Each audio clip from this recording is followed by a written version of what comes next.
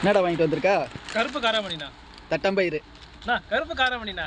ரெண்டும் ஒன்று தாண்டா வெண்ணெய். சரி சரி ஓகே. என்ன பண்ண போற? இது இந்த கையில் என்னது? பால் பாக்கெட்டு. பால் பாக்கெட்டா? டீ போடையா? அது நம்மளுக்கு தான், நம்மளுக்கு அது அதெல்லாம் வீடியோ போட மாட்டோம், அடிக்க வந்துடுவானுங்க. சரி, இன்னைக்கு காராமணி நம்ம செய்ய போகிறோம். என்னது சிவப்பு தட்டாம்பயிறு காராமணி, எல்லாம் ஒன்று தான், எல்லாம் ஒன்று தான். அதை நம்ம செய்ய போகிறோம். இப்போ ஊற வைக்க போகிறான் பையன். ஊற வைக்கட்டும். ஊற வச்சுட்டு கொஞ்சம் நேரம் கழித்து செய்கிறத காமிப்போம். இதெல்லாம் சாதாரணமாக செய்கிற மாதிரி கிடையாது, இது ஸ்பெஷல். நீங்கள் சாதாரண வீடியோலாம் பார்த்துட்டு காராமணி இப்படி தான் செய்யணும்னு நினைக்காதீங்க. இது ஸ்பெஷலாக வேறு லெவலில் செய்வோம். பையன் இறங்கிட்டான் களத்துக்குள்ளே.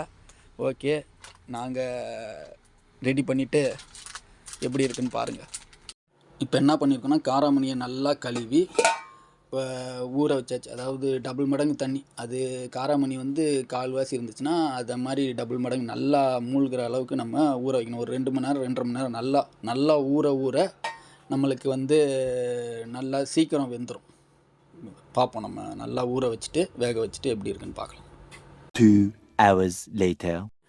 இப்போ ஊற வச்ச காராமணியை நம்ம இப்போ அடுப்பில் வைக்க போகிறோம். கிட்டத்தட்ட ஒரு 1.5 மணி நேரம் 2 மணி நேரம் ஊறிடுச்சு. இப்போ கொண்டு போய் பையன் அடுப்பில் வைக்க போகிறான்.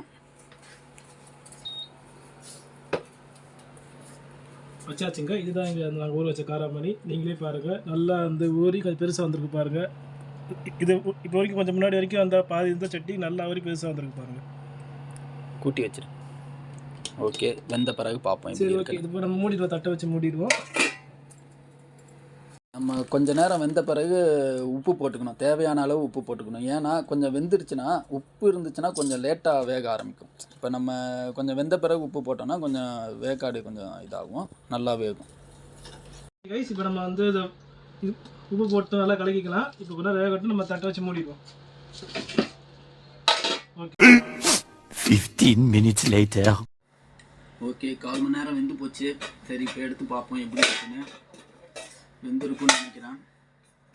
வாவ், சூப்பராக வெந்திருக்கு. இதை வந்து பாரு, நல்லா வெந்திருக்கு. பார்த்தாலே தெரியுது. வாயில் போட்டு பார்ப்போம். சூப்பராக வெந்து போச்சு. ஓகே, ரெடி ஆகிடுச்சு. இதோட என்ன ஸ்பெஷல்னா, இந்த ரத்த அழுத்தம் உள்ளவங்க, ஹை ப்ரெஷர், இவங்கெல்லாம் சாப்பிட்டா நல்லது. அதே மாதிரி என்னன்னா, இந்த ஜங்க் ஃபுட் சாப்பிட்றதுக்கு பதிலாக இது மாதிரி பயிர் வகைகள் நீங்கள் சாப்பிட்டிங்கன்னா உடம்புக்கு நல்லது. சின்ன பசங்கள்லேருந்து அது மாதிரி கொடுத்து வளங்க. இதோட இந்த வீடியோவை முடிச்சுக்கலாம். சூப்பராக இருக்குது. நீங்களும் செஞ்சு எப்படி இருக்குன்னு கமெண்டில் போடுங்க.